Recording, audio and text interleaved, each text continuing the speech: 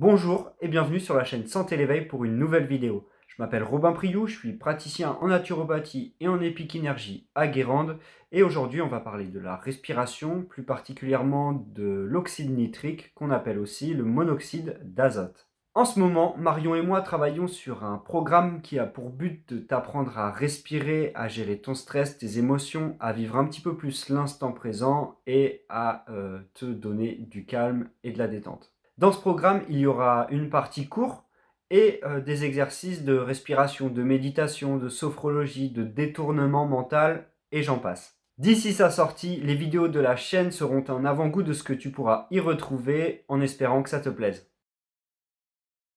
Alors, l'oxyde nitrique, c'est un gaz mélangeant de l'oxygène et de l'azote. Il est fabriqué par le corps et il a de nombreuses vertus. Je ne vais pas toutes les citer, mais il permet entre autres la neutralisation de certains radicaux libres, la réduction de l'inflammation, le renforcement du système immunitaire, la dilatation des vaisseaux sanguins, une meilleure pression artérielle et un meilleur équilibre de la glycémie sanguine, une amélioration de la qualité du sommeil, des capacités d'apprentissage, de mémorisation et pour en dire une dernière, une meilleure utilisation de l'oxygène et des nutriments par le corps. Maintenant qu'on a vu la plupart des vertus que cette molécule peut avoir sur la physiologie, voyons comment faire pour en avoir plus dans le corps de manière naturelle. Première astuce en respirant par le nez. Encore une fois, le nez, c'est l'organe de la respiration. Et c'est lors de l'inspiration que tu vas pouvoir faire rentrer dans le corps via les poumons l'oxyde nitrique qui est produit au niveau des sinus. Donc quand tu respires par la bouche, tu te prives de cette molécule essentielle pour la santé.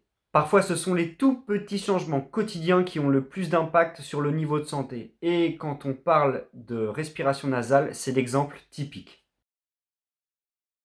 Deuxième astuce, en faisant certains exercices respiratoires. Donc je vais en proposer deux types. Le premier type, ce sont les exercices respiratoires qui visent à faire vibrer les tissus de la tête, du visage, mais surtout des sinus. Par exemple, en récitant des mantras comme le célèbre Om ou en faisant la respiration de l'abeille qui est une technique de yoga. Tu peux prendre le temps de faire l'essai chez toi, tu vas te rendre compte normalement que ça vibre au niveau des sinus et même particulièrement de la tête et du visage. Et c'est exactement ce qu'on cherche. Le deuxième type, il est un peu spécial. Ça va être des respirations avec apnée poumon vide où on va expirer lentement, doucement, tout en se bouchant le nez. Un peu comme à la montagne ou en avion ou quand tu fais de la plongée lorsque tu as les oreilles qui se bouchent et que tu as envie de les déboucher. Donc tu prends une bonne respiration. À la fin de l'expire, tu te bouches le nez et tu expires lentement, doucement, tout en te bouchant le nez pendant une quinzaine, voire vingtaine de secondes. Tu dois sentir une légère, voire très légère pression au niveau de la tête et des oreilles. Ça sert à rien d'y aller comme un bourrin.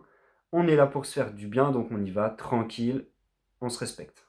Quel que soit l'exercice respiratoire que tu choisis, veille à bien inspirer par le nez.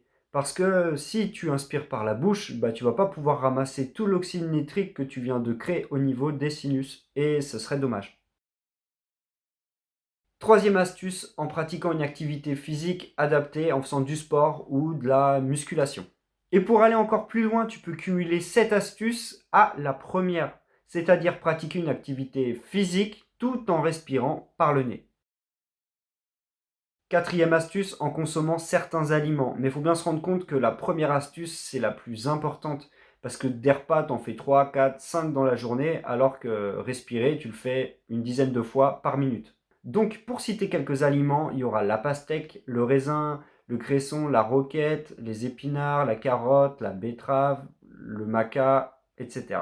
J'espère que cette vidéo t'a plu. Si c'est le cas, n'oublie pas le petit pouce bleu, abonne-toi si ce n'est pas déjà fait. Et si tu as des questions, contacte-moi. En attendant, je te souhaite une belle continuation, une belle vie pleine d'amour, de confiance et de paix. Et je te dis à bientôt.